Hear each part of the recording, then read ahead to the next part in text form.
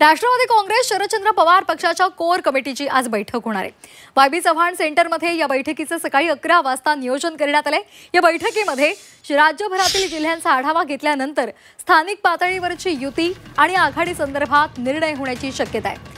कार्यकर्त्यांकडून काही ठिकाणी स्थानिक पातळीवर अजित पवार यांच्या राष्ट्रवादीसोबत जाण्याचा सूर आहे, तर काही ठिकाणी महाविकास आघाडी म्हणूनच लढायला हवं अशी भूमिका सुद्धा कार्यकर्त्यांची आहे। त्यामुळे आजच्या या बैठकीमध्ये नेमकं काय होतंय, काय निर्णय घेतला जातोय याकडे लक्ष लागलंय।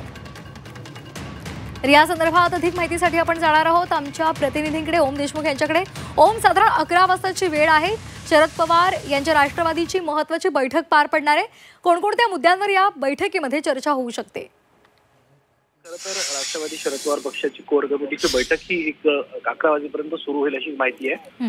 रोहित पवार असतील किंवा प्रदेशाध्यक्ष ही सगळी मंडळी आता एक एक करून या ठिकाणी यायला सुरुवात झाली आहे। मुख्यत्वे स्थानिक स्वराज्य संस्था निवडणुकीमध्ये पक्षानं नेमकी कशा पद्धतीने निवडणूक लढवावी, अजित पवारांच्या पक्षासोबत युती करावी, एकत्र येऊन ही निवडणूक लढवावी की स्वबळाच्या माध्यमातून किंवा महाविकास आघाडी म्हणून ही निवडणूक लढवावी, या अनुषंगानं तीनही मुद्द्यांवरती या सगळ्या संदर्भात चाचपणी केली जाणार आहे।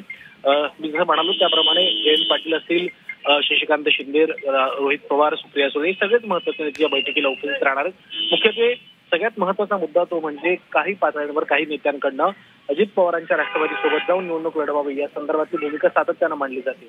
त्यामुळे या मुद्द्यावर या बैठकीत चर्चा होते आणि अंतिमतः निवडणुकीच्या पार्श्वभूमीवरती काय निर्णय होते पाहणं महत्त्वाचं आहे।